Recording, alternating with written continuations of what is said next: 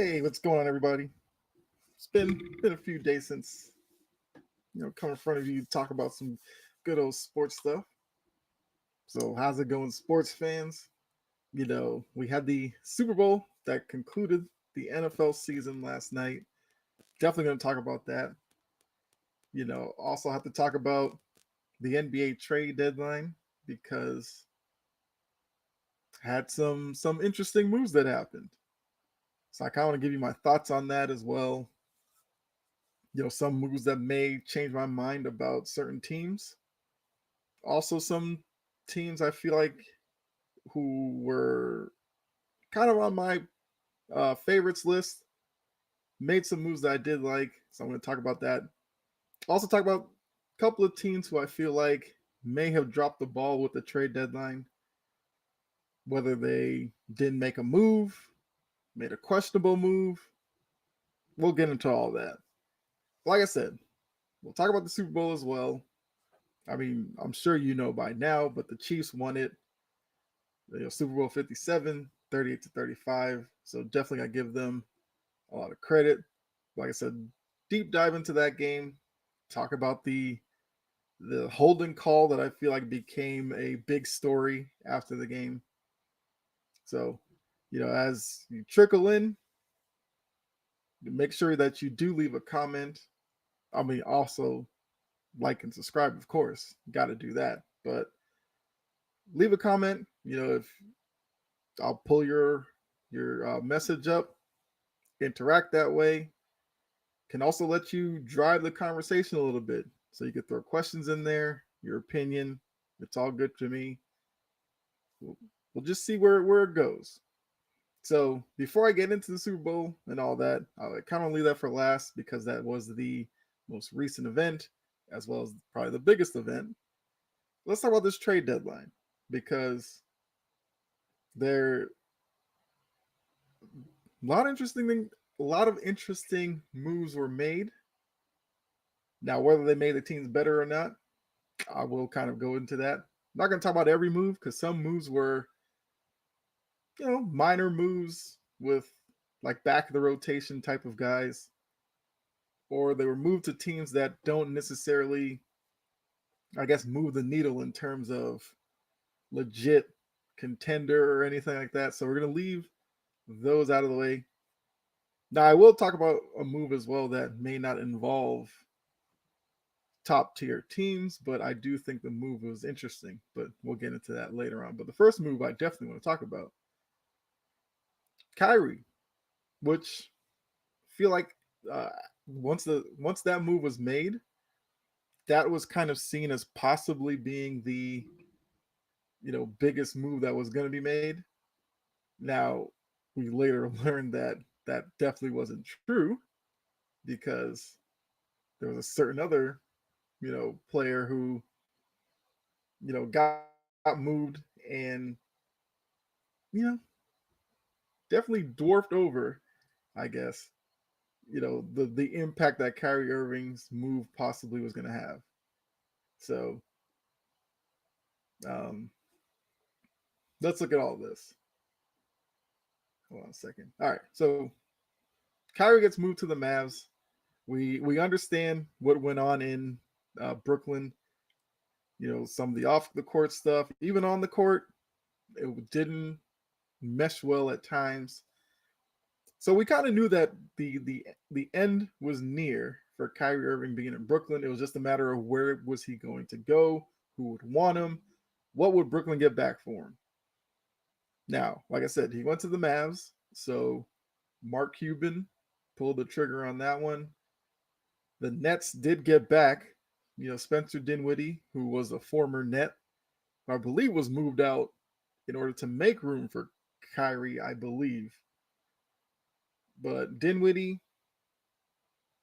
or wait, was Dinwiddie moved in the Harden move? Either way, Dinwiddie was there playing well, moved out, now he's back. Going along with Dorian Finney-Smith, as well as picks.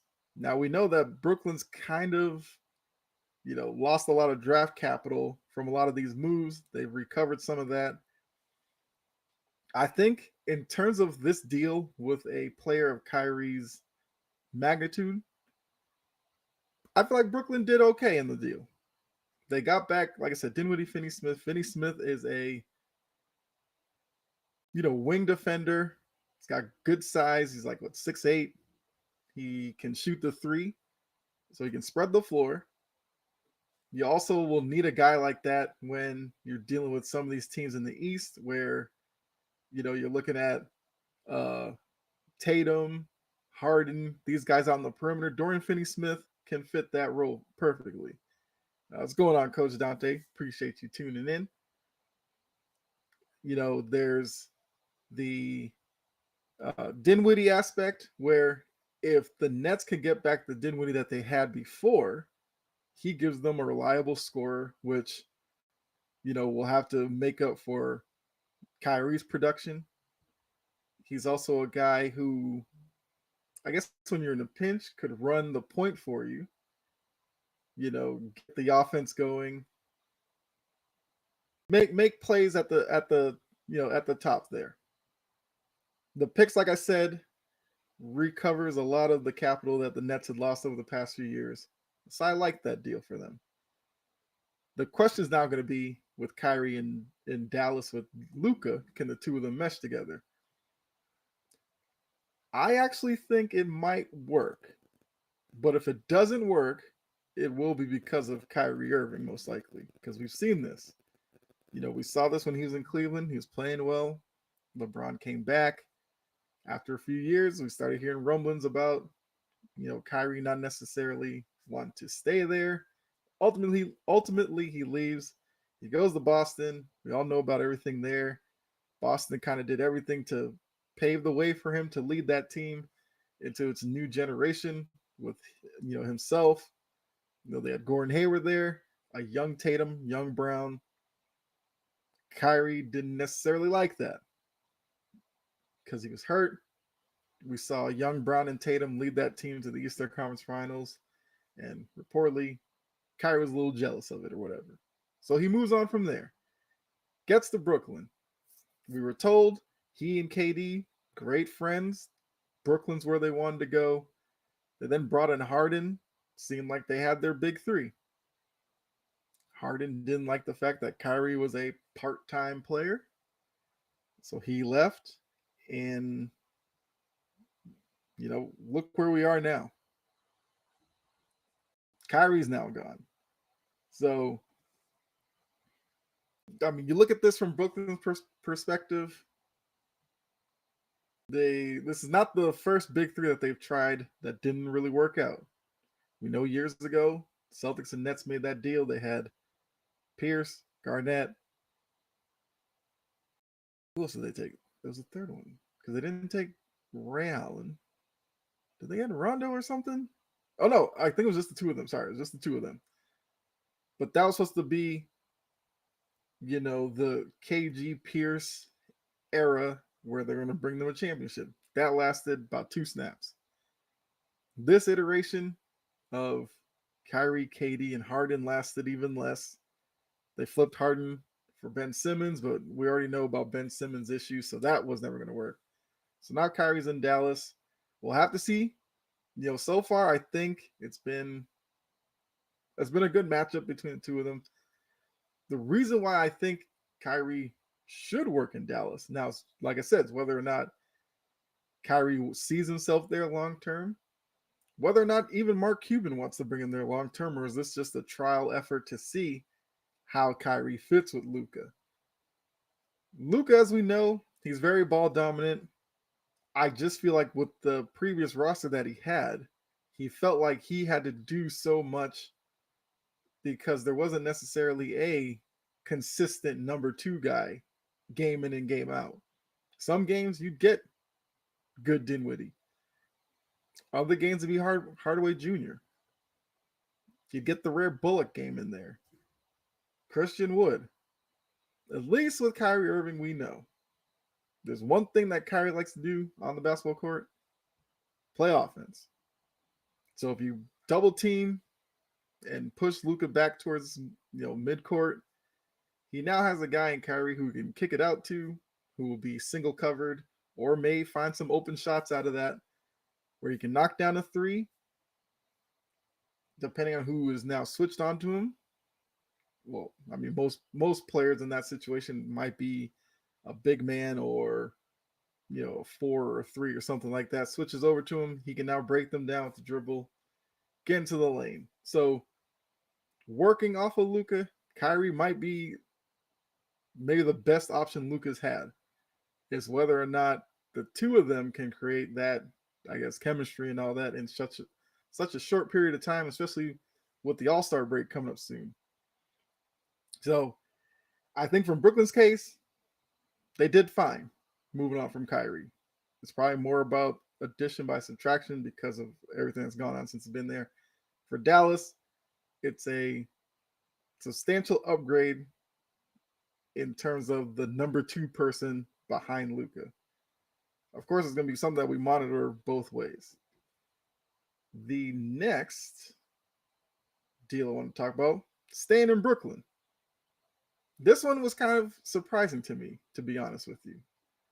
I thought once they moved Kyrie that KD might have been convinced to stay there, because looking at a starting lineup with KD, Dinwiddie, Finney-Smith, I guess Claxton, and Ben Simmons, if his mind's right or whatever, that'd kind of be your starting 5. Is that championship worthy? Probably not. But is that good enough to at least make the Eastern Conference playoffs? Maybe you win a round or 2. I could see that depending on the matchup. Because we learned that KD met with like Brooklyn's brass, I'm assuming Joe Tsai and Sean Marks. I'm sure Jacques Vaughn might have been in the meeting as well. But I thought they might be able to sell him with, play with these guys we have right now. We'll see what fits. Off season, maybe we make a move or 2 because now we have some draft capital. We got some players we could probably move. And then maybe next year we give it till around the trade deadline. And if you're not satisfied at that point, then we look to move you. Now, if that's the pitch they made, I could argue that for KD, that's not that bad. But we got to realize KD is 34 or something at this point. He's starting to get injured a little more often these past few years. So for KD's, sense in terms of his career, he may be looking at it as he wanted to win now. So what was it, like midnight or so? Saw a little breaking news: KD traded as Phoenix, which I feel like if he was going to get moved, Phoenix was probably the preferred landing spot. I mean, he tried to go there before. But once again, I think Brooklyn got a decent return for KD. Centered around Bridges, Cam Johnson. I believe they got some more picks in return. So, span of a couple of days, they flipped Kyrie, KD for some pretty decent players. Bunch of picks at this point. So looking at Brooklyn coming out of all this, not bad. Now if you're looking at a potential lineup rotation, now you're having guys like, Bridges, Cam Johnson, you're adding Dinwiddie, Finney-Smith. That's 4 really good rotation guys for a playoff team. Question for Brooklyn's going to be Ben Simmons. What becomes of him? Does he like all of a sudden become a reliable player? I doubt that. Maybe he feels more comfortable now, because with this group, there isn't that, I guess, necessary pressure in terms of championship or bust. Maybe was part of the issue with Ben Simmons. I don't know. I don't think anybody knows what's really going on with Ben Simmons. He seems to play a few games, then it's a knee issue or whatever, where I just feel like it's still a confidence thing. He still doesn't shoot the ball. I mean, he'll dunk it. He'll take the occasional layup. That's about it. I don't know what Brooklyn could do to unlock whatever that next step to Ben Simmons is. Like, let's say Ben Simmons just became a post player. Would Brooklyn have an issue with that? No. Because if you look at it, who do they really have to play on the post? You're not going to throw the ball into Nick Claxton and tell him to do work. That's not his game. So if Ben Simmons could somehow fill that role, maybe Brooklyn's a, I don't know, 4 or 5 seed or something. Where, I mean, looking at it, a team that no longer has Harden, no longer has KD, no longer has Kyrie. If you're in the 4 to 5, I guess 6, we'll throw 6 in there as well. 6 mix with this group, that's not a bad place to be necessarily. Like I said, the names I threw out there a little bit earlier, that's on top of Cam Thomas, who all of a sudden looks like, I don't know, bubble TJ Warren. Now that Kyrie's gone, we'll have to see, does he take another step with KD gone? Which, I mean, scoring 40 for a couple of games, I don't know if there's really a next step for Cam Thomas, but could Cam Thomas become their leading scorer now? Average low 20s? Why not? Because Bridges can give you around 20. Dinwiddie should be able to give you around 20. Johnson could probably give you somewhere in the teens. So this team's now, you could say, has some depth. Now, is it necessarily the right depth in the right places? I don't know. They seem to have a roster full of 2s and 3s. Because I didn't even mention Joe Harris either. So there's a lot of 2s and 3s on this team. They kind of look like the Raptors to me, where you have like a few legit big men, a lot of wing guys running around. But in today's NBA, that actually can work, because if you look in the East, you're the only low post players you're really worried about are Embiid, your Giannis's. Who else? So I'm interested to see what Brooklyn does. You know, as a Celtics fan, I'm not rooting for Brooklyn to do well, but considering what Kyrie's trade request came within 5 days of the deadline. Apparently KD's was like 2 days before the deadline. To put together, deals for those two types of players in a short period of time and still get relative value back in return, you gotta say Brooklyn did well. All right, so the next move, the Lakers were a team that we knew was going to be in the spotlight for the trade deadline. It was just a matter of what were they going to be able to do, you know. And looking at it, they flipped Westbrook in a 3-team deal, which was with Lakers, Minnesota, Utah. Basically, all you need to know is D'Angelo Russell's going to the Lakers, Mike Conley's going to the Timberwolves, Westbrook went to the Jazz. There's other players and picks and all that involved, but those are the 3 big names to the deal. I like Conley going to Minnesota. I think Minnesota still has a leader vacancy, which I don't think D'Angelo Russell necessarily filled on that team. But Mike Conley, that's I guess that's if he stays there, unless he gets bought out or something, which I don't know. But you're looking at Conley, Karl-Anthony Towns when he comes back, Anthony Edwards, Gobert. Does that excite you in the West? Not necessarily, but I don't know. I mean, Minnesota's it's been a failure so far for them. Maybe Conley brings some type of stability at the point that they start playing a little bit better. We'll have to see with that one. Utah, we knew Danny Ainge was gonna deal somebody during the trade deadline because that's what Danny Ainge does. That's why he's brought to Utah. He already did the Donovan Mitchell deal, the Gobert deal. So moving was a Vanderbilt, Conley, guys like that out, bringing in Westbrook, who they're going to buy out, obviously.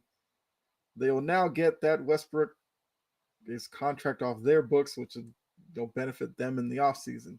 They've already got a bunch of picks. They have a really young roster that started off the year pretty well, has slowly started to slide down the West standings. I believe they're holding on to the last play-in spot at this point. I kind of expect them to fall out. Let's be honest. But at least we've seen Markkanen kind of get unlocked from his Chicago days where, a lot of people thought he might be a bust. Maybe he was overhyped, overrated, whatever. Utah, he's definitely played much better than he had when he was in Chicago. They have Colin Sexton. They have Henry Kessler. So they have a nice young group. Now, what Danny Ainge ends up doing with that group, we'll have to see, because we know he's not afraid to trade young pieces if it gets him a bona fide superstar. So if that's his plan in Utah, we'll have to see who he targets, who he can get there, or whatever. But I like what Utah's doing. They reshaped everything in the middle of the offseason. They were competitive early on. They're still competitive now. It's just that now you're seeing the lack of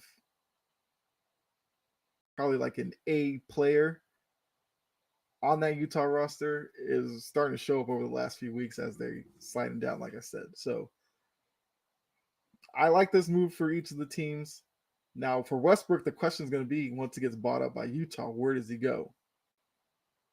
When the deal went down and we heard the rumors about him, well, not really rumors. We knew Westbrook wasn't going to play in Utah. There was no chance of that happening. There was two spots that automatically popped into my head in terms of Westbrook. I thought Miami number one, because the Heat need an upgrade over Kyle Lowry. They got to do it. Say what you want about Westbrook. I would take Westbrook today over Kyle Lowry. Lowry looks like he's done, to be honest with you. Every once in a while, he'll give you a decent game, but in a playoff series, you can't really have him starting at the point guard or playing big point guard minutes. Not in this East. I don't think Kyle Lowry, no, he's not the answer. Westbrook, at least, he'll give you more mobility.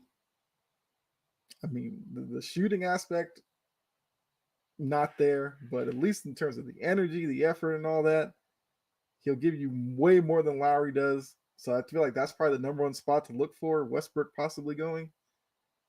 Second one, Chicago. I mean, Chicago has their issues.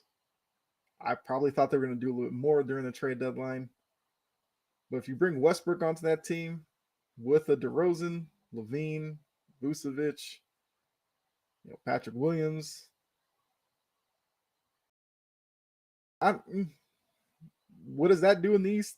Probably not much more than what they're doing now. But they keep waiting around for Lonzo Ball to get healthy. Don't know when that's happening. So at least Westbrook gives you a ball handler. Pairing him up with LaVine, DeRozan, Vucevic, like I said, it's not a bad lineup. I think they're probably destined for the play-in anyway. Even if you bring Westbrook to that team, I would still have them as a play-in team. Maybe they're more exciting. Those are the only two spots I could think of. I couldn't think of anywhere else to put them. If you have any idea in the chat, you feel free to drop that right now. But I just don't know. Because just quickly looking at the teams, you don't see him. Boston, Philly, Milwaukee, Cleveland. You don't see him in places like that. I'm just taking top teams real quick. I'm not really going to run through all of them. But in the West, you're not going to see him. Probably Denver, Memphis, Clippers. Yeah. So I think that's the only place Westbrook can go. I did see something interesting. I believe Stephen A said this, but this might literally be the end of Westbrook. And for a guy who, I'm talking myself here, I was a big Westbrook fan. You know, not a Thunder fan because I'm a Celtics fan, but I always liked watching Westbrook play because of the the attitude where he knows he's not a great shooter, but in big situations he's not afraid to have the ball in his hand. And I can respect that. Now, sometimes that mentality led him to taking ill-advised shots. I get that, but the fact that he wanted the ball in his hands, I can respect that because we see a lot of players who shy away from that moment. As like I said, strictly effort, there was I don't know anybody who seemed to give as much effort as Westbrook did on the court. You know, when he grabbed those rebounds, get on the fast break, get to the lane, go all the way to the hoop. He was as exciting as there was. But these past couple of years in LA really hurt his value around the league, and now it's to the point where he's a buyout guy. And like I said, maybe only two places he could actually go have some type of impact on a team. You know, yeah, he could go to like Detroit or something, but I mean, who would pay attention? So I'm interested to see where Westbrook ends up once he does get bought out.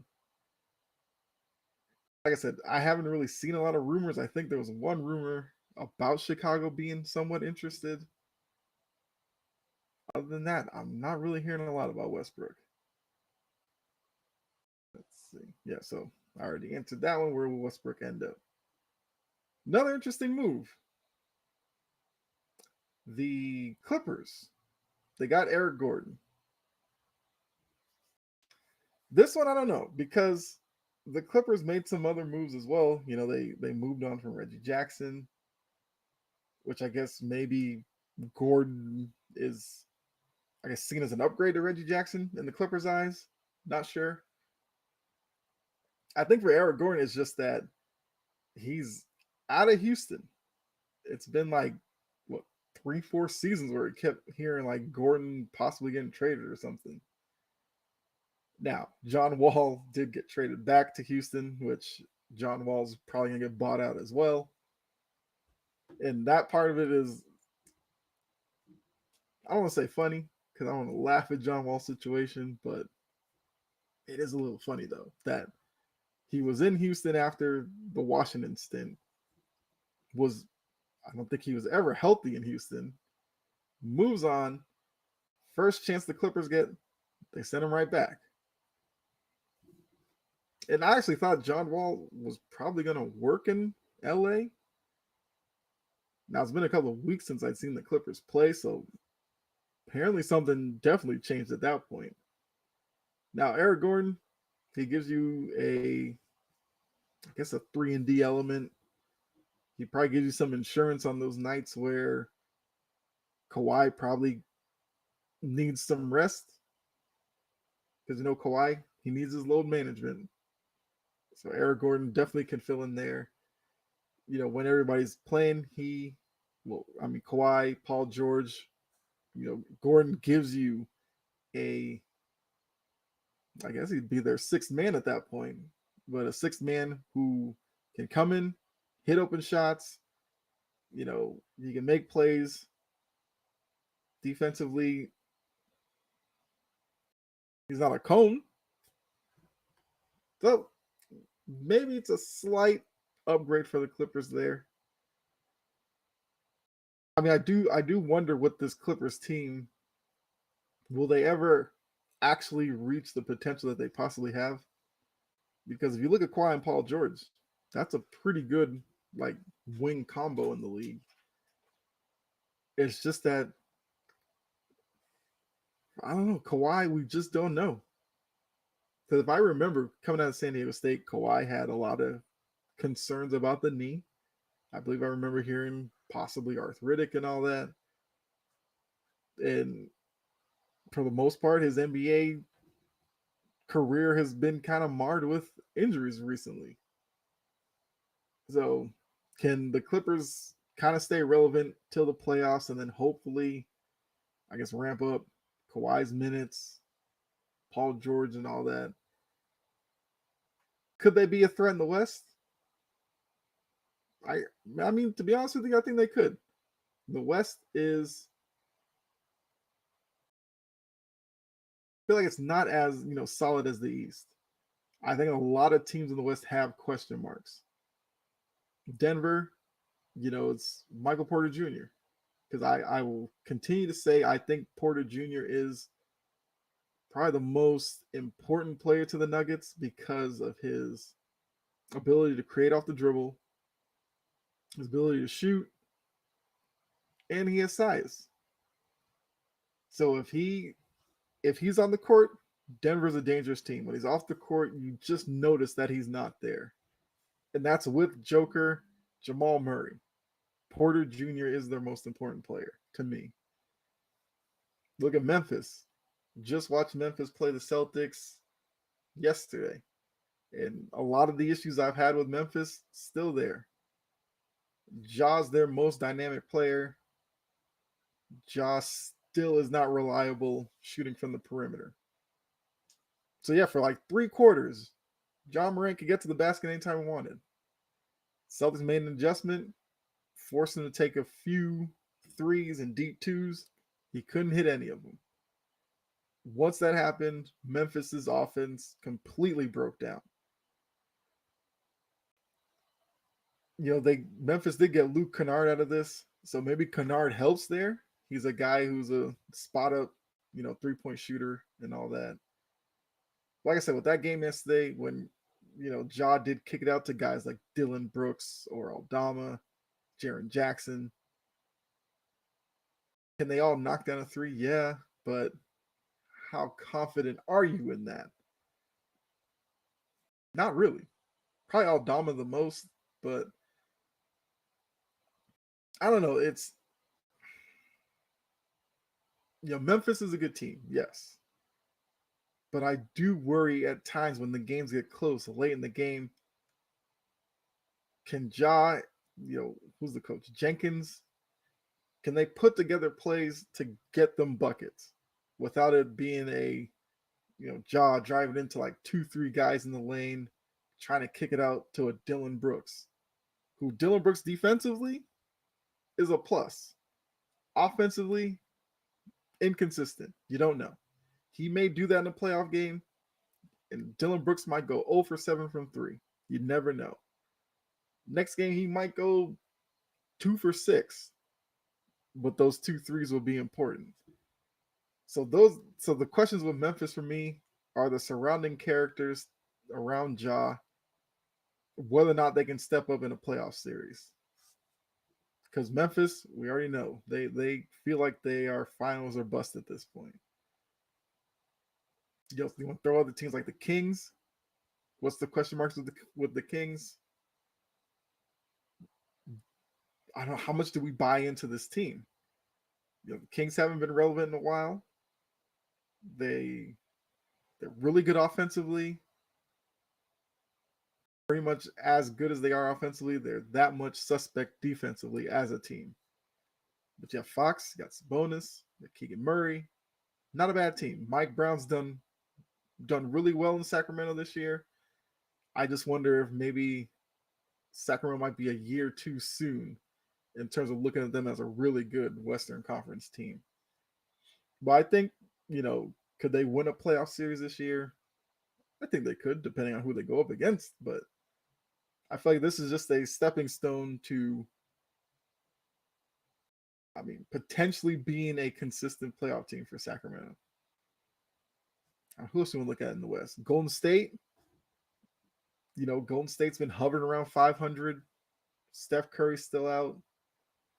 And when Steph Curry doesn't play, that team looks so much different. If Steph Curry were to come back like after the All-Star break or something, you're dealing with like 20, like low 20s in terms of games left. Could Golden State turn it on and get back into the top 6? I guess they could. If they're completely healthy, you probably might pencil in the Warriors as maybe the favorites in the West. I still like Denver. Even with the KD stuff in Phoenix, I still like Denver. Like I said, that's based off of, Michael Porter Jr. The Suns, who everybody's going to be looking at because of KD being there as a favorite, there's still questions in Phoenix. Chris Paul has, you know, deteriorated in terms of aspects of his game. We know his playoff history and all that, but can Chris Paul hang with the point guards in the West?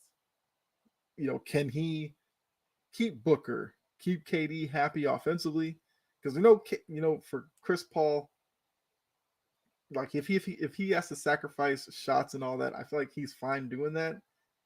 It'll be, can Booker and KD work off of each other well enough in this short amount of time for them to go on a deep run? Lakers, I just talked about. I know a lot of people are still looking at the Lakers with all these moves, but are they too far back to really move up high enough in the West to be relevant? If they get into the play-in, fine. Depending on who else is in the play-in, could they make it out of the play-in? Sure.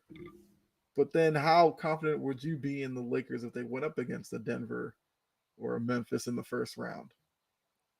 I don't know. A lot of that would be, dependent on AD's health, dependent on LeBron's health. I feel like I read somewhere the other day, it might have been yesterday or the day before, that LeBron has like a foot injury or something that might linger throughout the rest of the season, which I don't remember hearing a lot about that with the scoring record chase. But now that that's, not over the team's head anymore, now hearing about this foot injury, I don't know if I necessarily like hearing that, because Pelinka and them made all these moves. I feel like for them to, have a better second half, quote unquote, even though we're like 55 games into the year, but for that last stretch run to the playoffs, I feel like Pelinka feels like with LeBron and AD, they brought in some pieces that could get them, whether it's just the play-in or maybe sneaking into the number 6. I don't think so, but who knows? Now to get the LeBron news, that kind of does, I guess, punch you in the face if you're a Laker fan. But we'll see. The West is going to be interesting. Not to say the East isn't, but after these moves, I do want to see what the West kind of shakes out as the year goes on. Last move, I got to talk about my Celtics, of course. They did a minor move, which if you were paying attention, you might not. If you weren't paying attention, you might not have seen. They got Mike Muscala from Oklahoma City for Justin Jackson. Justin Jackson was not in the rotation. He wasn't even in the garbage time rotation. He would play randomly for like a minute every like 3 weeks just to be like, oh, he's on the team. I get it. But Muscala actually brings something that they need, at least in the regular season. We'll see if he gets used at all in the playoffs or if he's used sparingly.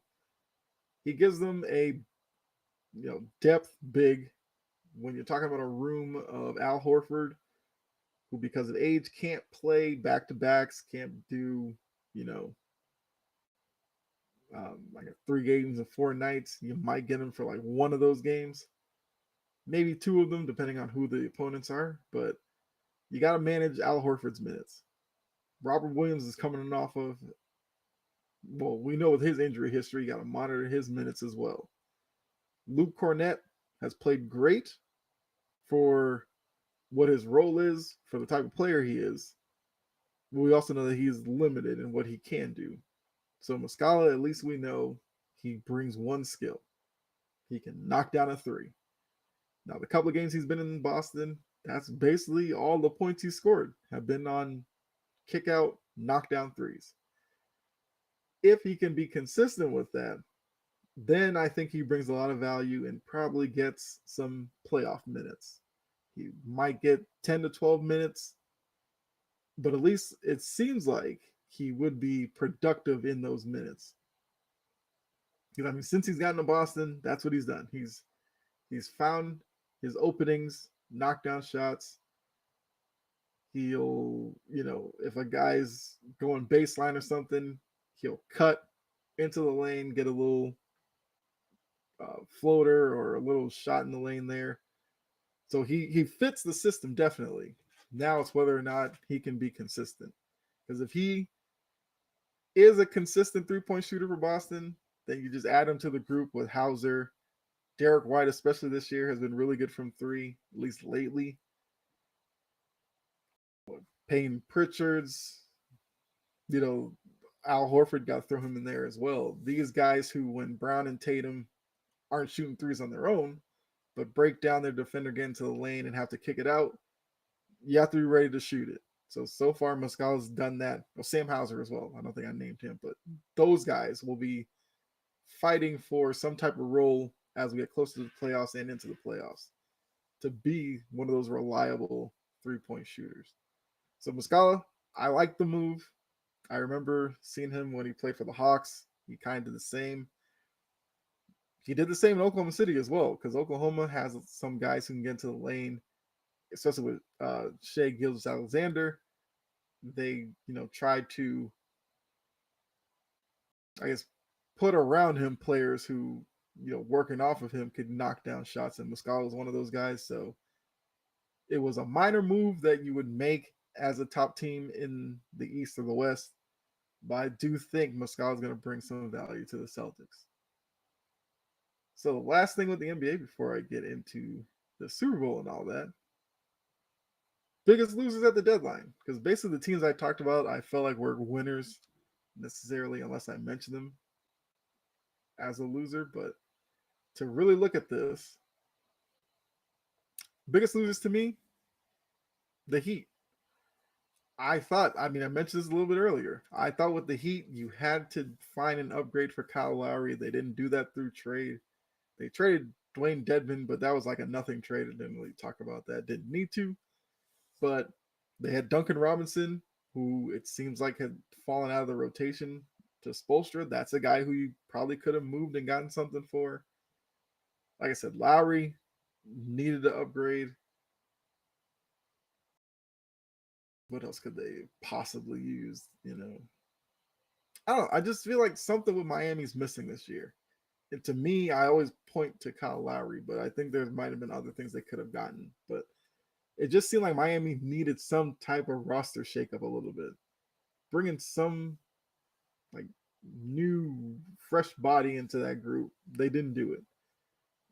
Maybe they're waiting for the buyout market. We'll see what they do in that aspect. Then another team I mentioned earlier, the Bulls. Bulls are another loser in all of this because I feel like to a lot of people from the outside looking in, you looked at the Levine DeRozan combo, one of them had to go. They didn't move either one of them. So now they're basically going the rest of the way with the team that they've had at this point, which is underachieved. Okay. They had Vucevic, who probably they could have moved on from. Didn't do that. Yeah, the Bulls are kind of in no man's land in the East. They're not as bad as Detroit or Orlando. They're not as good as Boston or Milwaukee. I don't even know. I don't think they're better than Philly or Cleveland or the Knicks. I'd probably take the Knicks over them. I don't know. The Heat and Bulls really had me scratching my head. Winners, like I said, I named all of those teams basically. I don't think there's any other team that I didn't mention that was probably a winner at this deadline. But let me know who you think the losers were. If there's anyone outside of Miami and Chicago, who I said were the losers, do you have any other teams who? Well, maybe Philly, because the trade I didn't talk about. Philly moved uh, Bible in a deal to get Jalen McDaniels. Thibault was sold to us as the guy who was their best wing defender, and they moved on from him. I don't know if that's because of his lack of ability offensively. I don't know. They had whatever reason to move on from him. That was kind of a head scratching move to me, but you know, Maybe it works out for them. Who knows? Philly is what, third in the East, maybe second in the East or whatever. But we all know with Philly, it's going to come down to the playoffs and what they do there. They've had really good seasons before, get to the playoffs, and lose. Whether that's Embiid as the leader there, Doc Rivers, who seems like a lot of times this year, Philly fans, NBA fans looking in on Philly, put a lot of blame at Doc Rivers' feet. So I do wonder if this Philly team doesn't necessarily make like an Eastern Conference Finals, because they hadn't done that, I don't think, even with Embiid. Doc Rivers might be coaching for his job this last stretch of the season. But yes, like I said, Bulls Heat are definitely my losers in all of this. So like I said, let me know what you think about the trade deadline. Let me know if you're happy with what your team did, if you want them to do more. Definitely let me know that comments or in the chat if you do jump in here. Now, like I said, Super Bowl Sunday was last night. We got what, Babyface before the game. We got Chris Stapleton, Cheryl Lee Ralph. If you don't know, she's from Abbott Elementary. Really good show. Three of them were great. I liked them. We got the game. We all know the historical matchup of this game. Hurts, Mahomes, two black quarterbacks facing each other. We knew all of that. I always thought this game was going to be somewhat of a shootout, really entertaining. And to be honest with you, the game not only met my expectations, but blew right past it. Because I didn't see a score of 38-35, of course. I had it like 30-26. I was picking the Eagles here. Patriots fan, I was rooting for Philly in this one. And for a lot of the show, I mean a lot of the show, for a lot of the game, I thought Philly was going to pull it off. When Philly took that 24-14 lead heading into the half, I thought Philly had it. The last image of Mahomes was him limping around after a tackle from behind. So I kind of thought maybe the best of Mahomes was behind him in this game, and Philly might really start getting pressure on him as he's going to become less mobile in the pocket and all that. And then, that's how they're going to win this one. Nope. Mahomes engineered the comeback in the second half. Ultimately, they take the lead in the fourth with a questionable holding call. I'll say that. Hold on a second here. Yeah. Questionable holding call. One that's probably going to be scrutinized for next few days. It was what were they? Were they like on the 30 yard line ish? Mahomes dropped back to pass, Bradbury in coverage. They called a holding call, extended the drive, allowed the Chiefs to kneel down 3 times, kick a field goal, like 8 seconds left. That's how the game ended. Like I said, doesn't take away necessarily from how good the game was, but I kind of sided with Greg Olsen on that one, where he saw the replay and he said, for this game, that time in the game, the score and all that, to call that holding call, I might have let that go. And like I said, I could kind of see from Greg Olsen's eyes, but no, it happened. Okay, it happened. Kind of an anticlimactic way to end a Super Bowl. Like I said, 3 kneel downs and a field goal, chip shot field goal at that. Didn't really fit the flow of the game. But I guess if you play it out and that holding call wasn't made, what would happen? Maybe Kansas City kicks the field goal anyway. But now maybe we get minute and a half or whatever.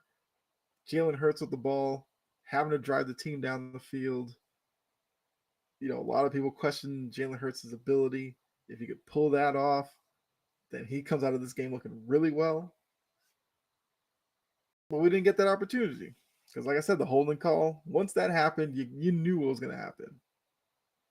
The Eagles tried to let Kansas City score. Give him credit for that with the McKinnon. I think play off the left side. Had a wide open end zone in front of him. He went down, which is a smart play. But let's say he runs it in, scores there. We might have been set up for a better ending to this game instead of, like I said, Kansas City doing that. It was like 10 seconds to go. Kickoff to Philly. It was a short kick, so they got it to like their own 38, 39 area. But like, what else was Philly going to do at that point, unless if they're going to play the whole let's lateral 300 times, hopefully find somebody sleeping and get it into the end zone. That's not fun to watch either. Now, if it was a short kick, return to a spot where Hurts gave it one last Hail Mary into the end zone to get it to, I guess, get the win at that point. That would have been a better ending. Or they get it around midfield with like Sirianni call like a quick out, get a few yards, try a long field goal with Elliott, who we know has the leg to do it. I would have preferred that, but that's not what we got. And Patrick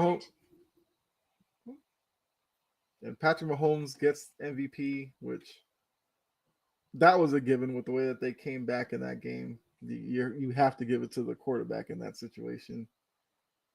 But the turning point for me, I will say, was the fumble recovery touchdown for Kansas City. I thought that took a lot of the momentum away from Philadelphia. It was a play where they were trying to run one of their like 35 QB draws and sneaks and all that. But it seemed like on this one, Hurts didn't do the delay. A lot of times with plays like that, the quarterback takes it, will take like a step back, wait a little bit, take off. Kind of reading where the defenders are and seeing which lane they can run through. Hurts basically just took the snap and just started running forward. And I think because of that, Kansas City didn't really have time to get fooled by the play or anything like that. Then Hurts got wrapped up, lost the ball. It was the easiest touchdown of the night. But I just think that play really turned the tide in this game. Where even when Kansas City came out in the second half, you knew they were going to make a run because of how the game was going, how that fumble is really looming over the Eagles in that situation. I thought, the Eagles made plays in the game. I mean, they had to. They scored 35 points. I thought Jalen Hurts was having a really good game as well. If the Eagles are able to pull it off, Hurts probably wins the MVP easily. But I think it's a good learning situation for the Eagles. The Eagles were new to this stage. Sirianni is still really young. Maybe they lose, I don't know, Shane Steichen to with the Colts or Cardinals. We'll see. But I think for the development of Jalen Hurts, this is a really good year. Sanders, Gainwell, those guys, Goddard, Smith, AJ Brown. Really good year for Philly. I mean, hopefully they're kind of back in this situation again next season. Because, like I said, I'm a big fan of Jalen Hurts. Liked what he did in this game. Liked what he did all season, and I want that to continue for him. I do believe the Kansas City Chiefs were installed as the favorites to win the Super Bowl next year. I mean, they are the current Super Bowl champions, so I guess that makes sense for them to be the favorites going into next year. But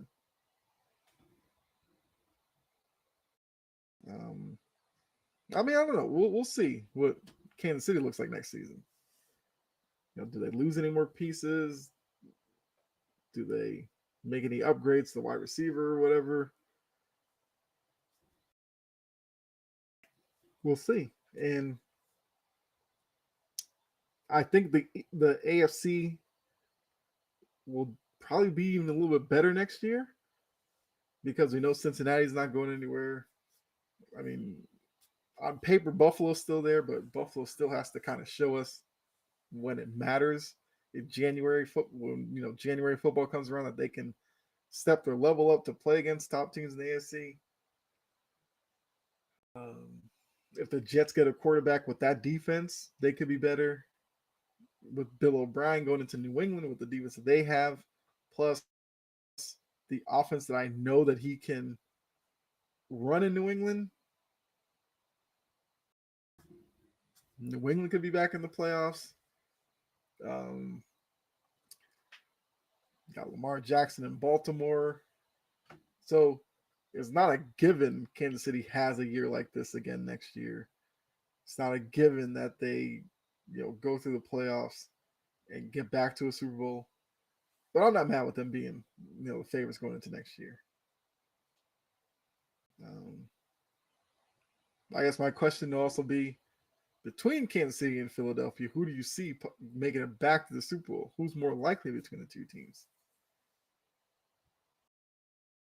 I could probably make an argument for Philadelphia making it back there. Now they lose Shane Steichen. You have to tell me who's now going to run the offense and how much that probably changes things. But I expect Jalen Hurts to continue to develop, which will be definitely a big deal for Philadelphia. But really good game. Halftime, I thought Rihanna did really well for the halftime show. The like moving platforms and all that with the millions of dancers that were out there. Fireworks and all that. The music selection. I found it very entertaining, and that's kind of all you need at the Super Bowl halftime. I know some people get really critical of who performs and all that, but end of the day, that's all you're really looking for in the Super Bowl halftime.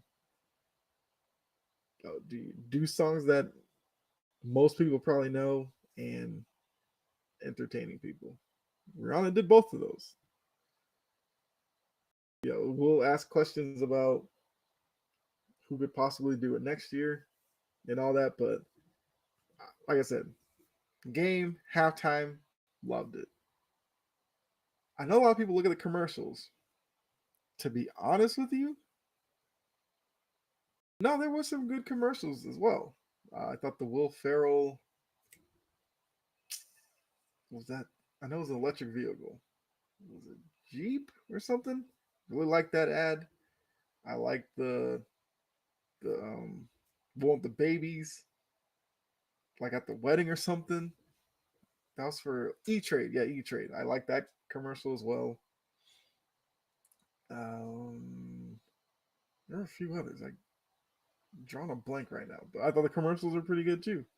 So all in all, thought it was a good night of of football. Bad news is the NFL season is like officially done at this point, and gotta wait till August for not even August. That's no April for the draft for the NFL to kind of get back into the sports realm. But we do get like XFL, USFL. Well, I think XFL's this coming weekend and USFL is a little bit later or something like that. But those two leagues will definitely fill the need for us football fans, for the next few weeks, couple months or so. But yeah, really good season. Mahomes is Super Bowl MVP. He was also the league MVP. That was from NFL Honors. Um, trying to think of something on that. Oh, um, the Eric Bieniemy aspect of all this is interesting because I feel like reports are asking Andy Reid if he plans on retiring or anything like that. I think Reid said he's coming back for 2023. He confirmed that. There's only two jobs left. It seems like Steichen could get the Colts job, which would then leave the Cardinals job. Is Bieniemy being thought about for that one? Would Bieniemy take that job? I don't know, but I I feel like every year when it comes to the coaching carousel and all that, Bieniemy is one of those guys that people are looking at because a few years ago it seemed like Bieniemy was no doubt about it, head coach in the league. Now it's a wonder of would his only chance at head coaching be Andy Reid retiring, him possibly taking over in Kansas City, or will he ever get an opportunity elsewhere? And did this Chiefs win help his case or hurt it if it's viewed as, Andy Reid doing all this? It might hurt the enemy in terms of these last two openings. But obviously I would love to see him get a shot, probably in Arizona, see what he could do with Kyler Murray's talent. Kyler Murray's issues are more off the field as well in terms of his, focus on the game plan, his, I guess, maturity to be a team leader, and yeah, just a lot of those issues that we've seen from Kyler Murray so far in his career. But yeah, so I think that pretty much covers everything with the Super Bowl and all that. Like I said, really good game. The holding call will probably get more attention than it's probably needed for how good this game was. But I mean, Fox broadcast put up the graphic about both teams were 14-3. I mean, they both had one Kelsey brother. They both had the same amount of all pros and all that. So evenly matched teams, evenly matched game, 3-point win for the Chiefs. I did pick the Eagles going into the game, so I was wrong on that. Which, looking at my picks, I think I was wrong with both of the participants. I had championship weekend completely missed the boat on those two games, and then got the Super Bowl wrong. So started off really well in terms of my picks for the playoffs, but yeah, last few weren't that good.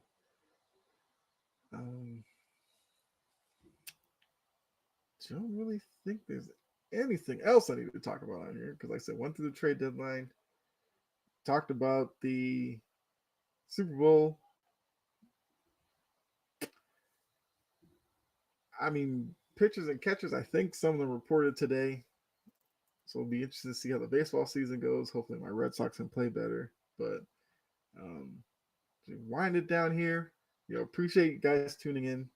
And to those of you who will tune in, like, I guess after the live taping of this and tune in after that, appreciate you guys tuning in as well.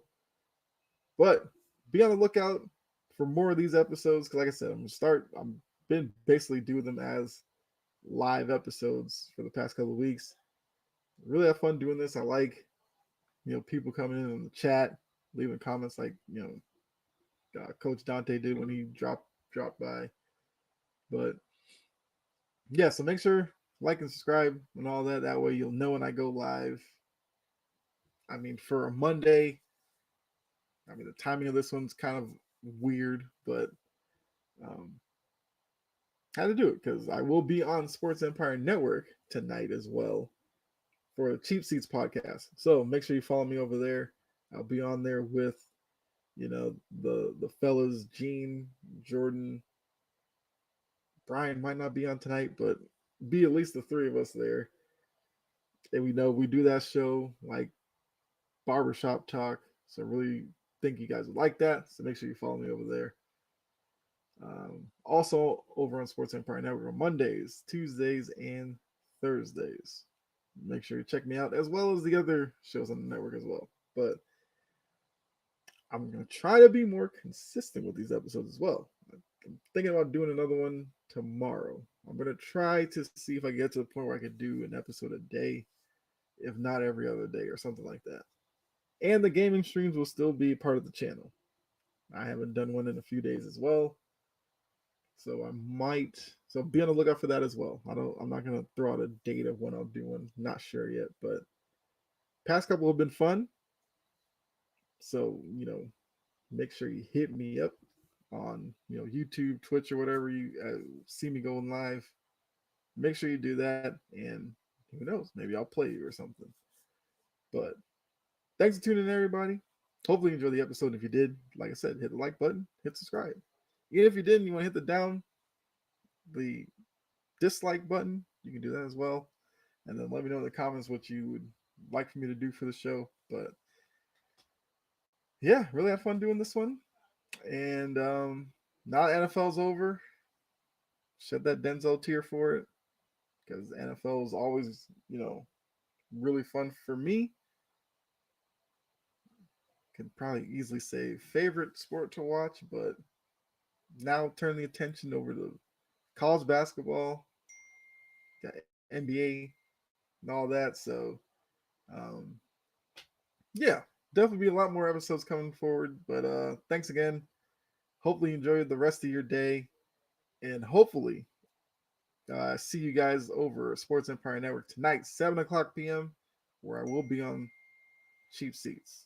So, thanks again, and I'll see you in the next episode. All right, have a good one.